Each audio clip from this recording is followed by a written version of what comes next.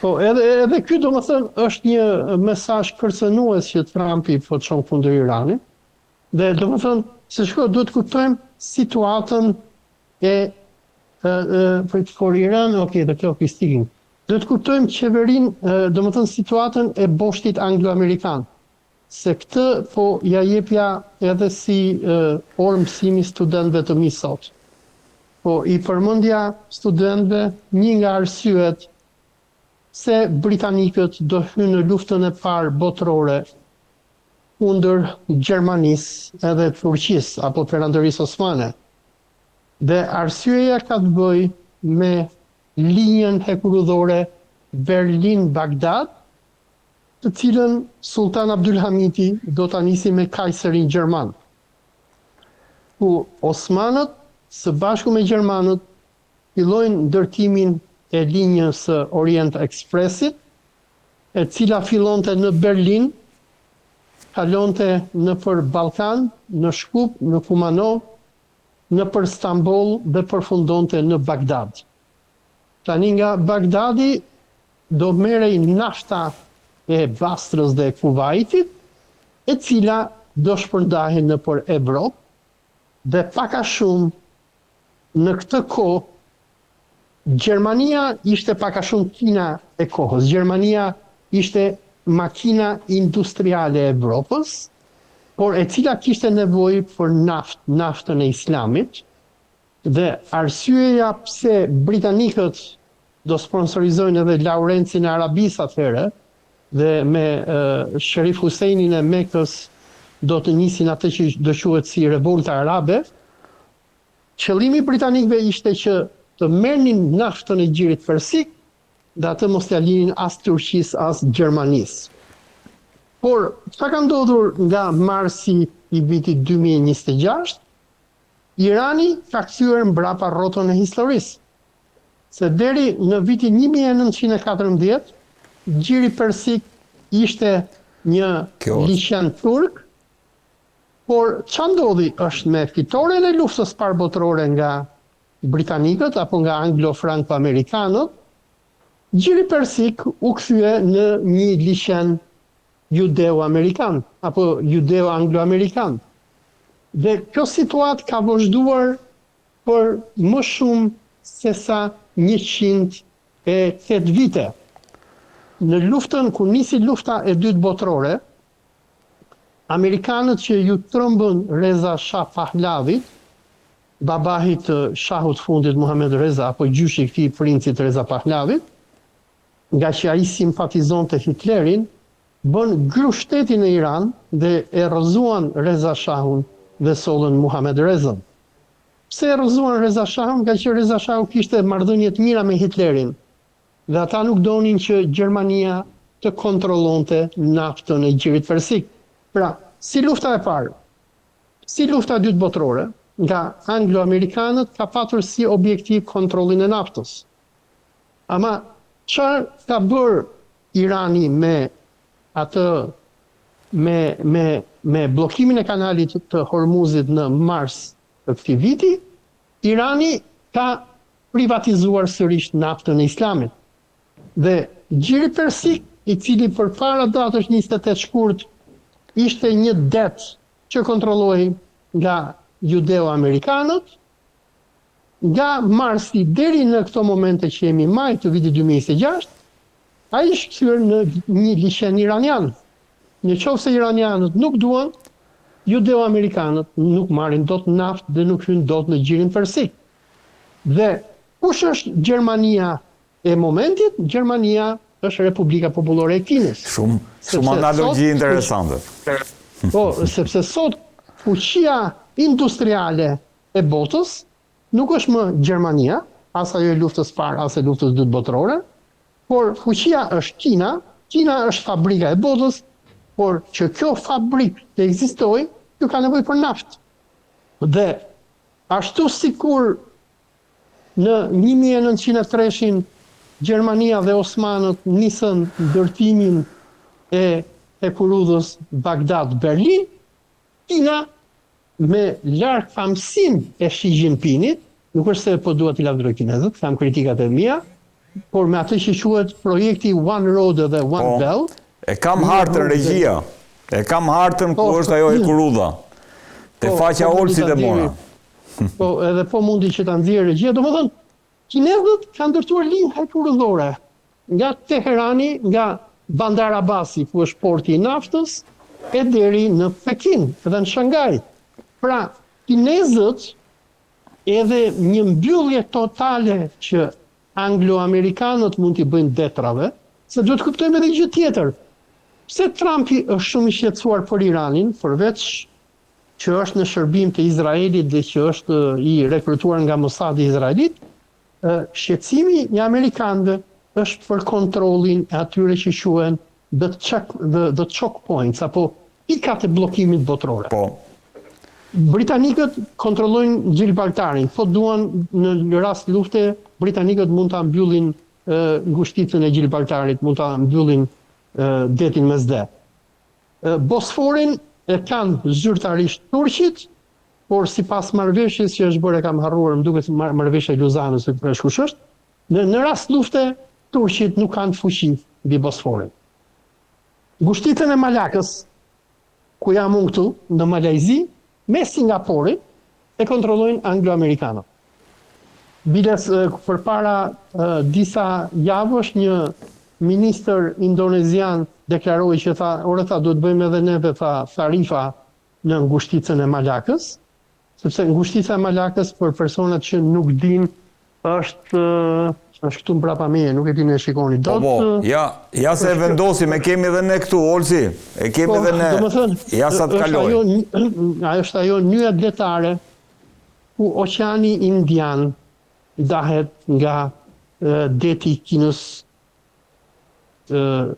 juglindore dhe që të çon në Pacifik më pas. Dhe këtë e kontrollojnë anglo-amerikanët nëpërmjet Singaporit.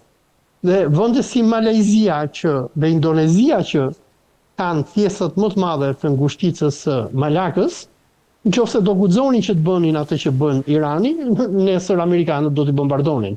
Kjo është ngushtica e Malakës që mund ta shohin njerëzit. Dhe shikoj, anglo-amerikanët kontrollojnë ngushticën e Malakës, kanë Gibraltarin, kanë 50-50 Bosforin nëpërmjet Turqisë natoiste. Trumpi çfarë bëri? Sapo erdhi në pushtet, përzuri kinezët nga Panamaja dhe amerikanët kanë nën kontroll kanalin e Panamas dhe kanë një farë influencë mbi Egjiptin, të cilin e korruptojnë me para dhe që kontrollon Suezin. Nëse Egjipti do guxonte që t'i mbyllte anglo-amerikanëve Suezin, Egjiptin do ta gjente belaja, sigur e gjeti në vitin 1956, kur Franca, Anglia dhe Izraeli bën luftën e dytë arabo-izraelite të 56-s. Pra, anglo-amerikanët duan kontrollin e ngushticave të botës, sepse do të kuptojmë një gjë që si Britania, si SBA-ja janë shtete ishullore. Dhe këto shtete ishullore janë shtete grabitqare dhe dominanca e tyre mbi botën bazohet mbi kontrollin e detave. Dhe po shikoni lufta e madhe që bëhet sot në botë kundër Kinës, kundër Iranit dhe kundër Rusisë, është luftë kundër zemrës së tokës. Këto fuqi kontinentale kontrollojnë burimet më të mëdha të njerëzimit dhe edhe burimet njerëzore. Dhe ngushtica e Hormuzit, të cilën Irani tani më e ka vënë në kontroll, dhe Irani duhet të kuptojmë një gjë tjetër, që iranianët nuk bllokojnë cisternat kineze. Cisternat kineze nuk vinë që të marrin naftë nga që i kërcënojnë amerikanët, që rrinë në gjirin e Omanit. Dhe edhe i fakt tjetër që iranianët, ndërsa i vëjnë tarifa cisternave që hynë edhe dalin nëpër ngushticën e Hormuzit, ata nuk i vëjnë tarifa Kinës. Dhe dalin te vizita e Trumpit. Vizita e Trumpit në Kinë ishte një dështim total. Trumpin kinezët e trajtuan si palaço, e quan në atë, si quhet, në atë që quhet Great Hall of the People, apo në hallin, nuk e di si e thon shqip, në pavilionin e madh të popullit, pak a shumë sigurisht Pallati i Kongreseve në Shqipëri, e quan atë që quhet Tempulli i Qiellit që kanë patur perandorët kinez.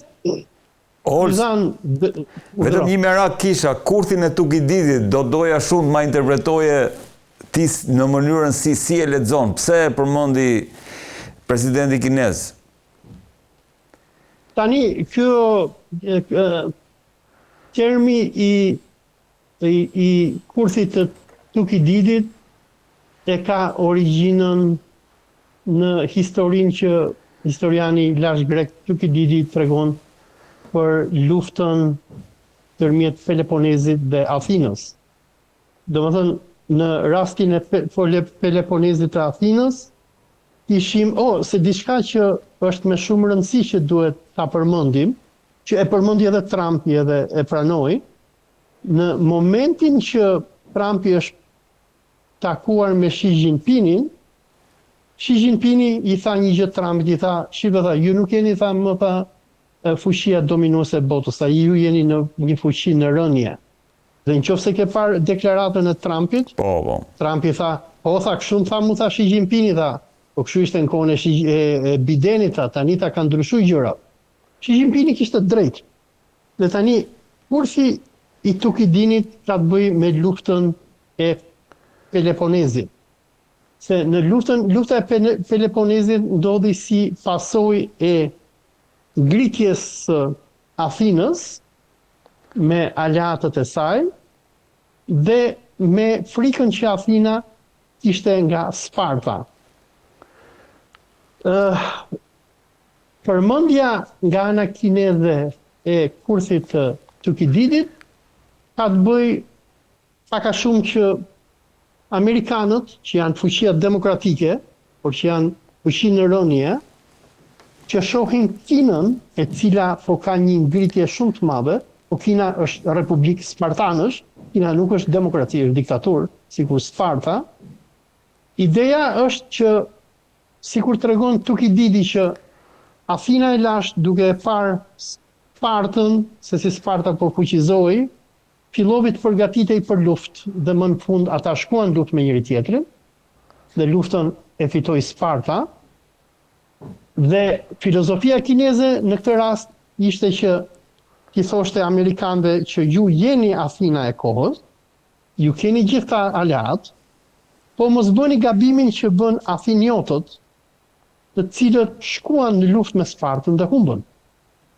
Pra, kjo ishte pak a shumë filozofia që kinezët i thanë amerikanëve, por unë nuk e di Donald Trumpi normalisht nuk e ka kuptuar këtë filozofinë e luftës së Spartës, nga që Donald Trumpi është ignorant dhe nuk studion histori, por kuptohet që këshilltarët e tij më pas kanë lexuar libra historik dhe kuptuan për çfarë bëhet fjalë. Dhe, domethënë, filozofia apo çfarë kinezët kërkuan që i thonin amerikanëve është që ju jeni Sparta, ju jeni Athina, ju jeni demokraci, ju keni shumë aleat, por nëse do bini në kurthin e Tukididit dhe do na sulmoni neve, juve do t'ju gjej fati i athiniotëve, nga që në fund të fundit luftën do ta fitojmë neve spartanët. Ky ishte kuptimi. Ndërkohë, Olc, në 24 orët e fundit në lidhjen e mesme ka ndodhur një shpërthim i madh në Izrael afër një fabrike që prodhon interceptor Arrow. E dyta, një dron ka goditur gjeneratorin elektrik jashtë centralit bërthamor Baraka në Emiratet e Bashkuara. Dhe gjithashtu Arabia Saudite ka interceptuar 3 dron nga Iraku. Si i lexon këto zhvillime? E para, me sa unë kam lexuar, përndryshe nga çka kanë gënjur mediat izraelite, për shpërthimin që ka ndodhur në Izrael. Beit Shemesh. Urdhro? Në Beit Shemesh mu duk është një fabrikë që me sa unë lexova, është fabrikë që prodhon raketa, por edhe koka nukleare për ushtrin izraelite. Për personat që kanë parë videon e shpërthimit duke si shpërthim nuklear. Por edhe po mos ketë qenë shpërthim nuklear, ka qenë një shpërthim aq i madh dhe reja që ky shpërthim krijoi tregon që aty është hedhur në një fabrik apo ndoshta një depo e madhe ushtarake. Megjithatë, si gjithmonë, me ato që ndodhin në Izrael është e vështirë për të kuptuar se çfarë ka ndodhur. Ndërsa sulmi që Irani bëri dje ndaj stacionit nuklear për prodhimin e energjisë të Abu Dhabit, ku u lëshuan 3 dronë dhe besohet që këto dronë janë dëshuar nga Iraku. Kjo për mendimin tim është një përgjigje iraniane ndaj amerikanëve, por në veçanti ndaj Emirateve Arabe. Nga që sikur shumë prej nesh tani më e dinë, si Arabia Saudite, si Kuwaiti nuk duan që të nisi një luftë e re me Iranin, nga që dëmi i atyre shkon në miliarda dollar.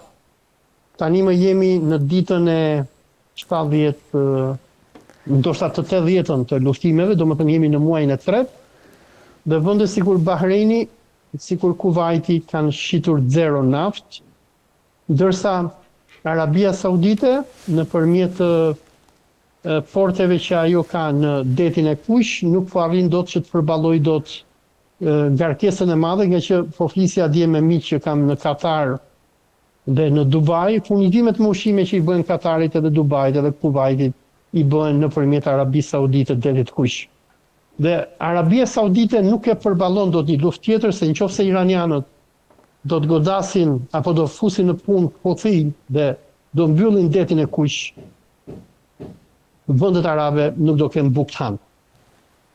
E para. Dhe e dyta është para 3-4 ditësh amerikanët kanë rrëmbyer një nga krerët e rezistencës islamike në Irak, duke të Hashdel Shabit apo një nga këto milicit islamike shiite të cilat godasin Izraelin, në bashkëpunim me qeverinë irakene, e kanë arrestuar, rrëmbyer dhe marrë nga Iraku. Ky person, se ja harrova dhe emrin, ka qenë një nga personat kyç të rezistencës islamike iraniane shiite brenda Irakut. Dhe me sa duket, iranianët, sërish nëpërmjet Irakut, i kanë dhënë sinjal Emirateve Arabe, sepse ato Emiratet Arabe aty është qendra e amerikanëve dhe zionistëve, është që në rast lufte neve e dim se ku ju e keni stacionin tuaj nuklear dhe do t'ua bombardojnë. Dhe besoj që ky ishte sinjali që iranianët dhanë nëpërmjet irakenëve apo huthive.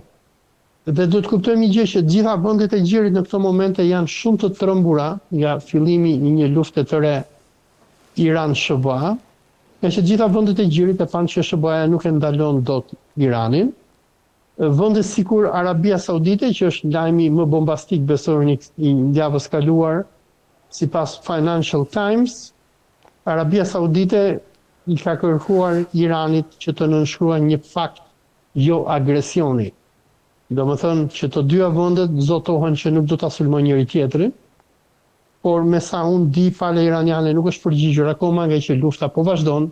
Por çfarë tregon kjo? Kjo tregon që vende sikur Arabia Saudite, që janë elefanti i botës vehabite beduinë të gjirit persik, janë shumë të trembur nga Irani dhe por kërkojnë që të bëjmë pakt mbrojtje me Iranin, nga që e kuptojnë që Irani ka fuqi që t'i pushtoj, por edhe të përmbysi regjimet aty.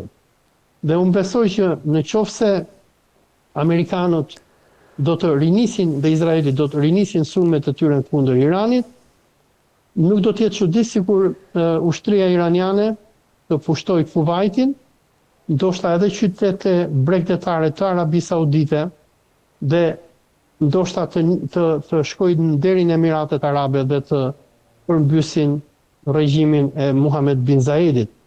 Nga që iranianët tani më i kanë identifikuar Emiratet Arabe si armikun e tyre kryesor dhe në mënyrë të vazhdueshme nëpër mediat iraniane, Garda Revolucionare e paralajmëron regjimin e Dubait dhe Abu Dhabit që në qoftë se nuk tërhiqen nga mbështetja e tyre për Izraelin, Emiratet do digjen. Po, e kishte edhe Izrael Hayom sot këtë parajmëronte që aleati kryesori i Izraelit po shkon drejt eliminimit në mënyrën se si e parashtrovi ti.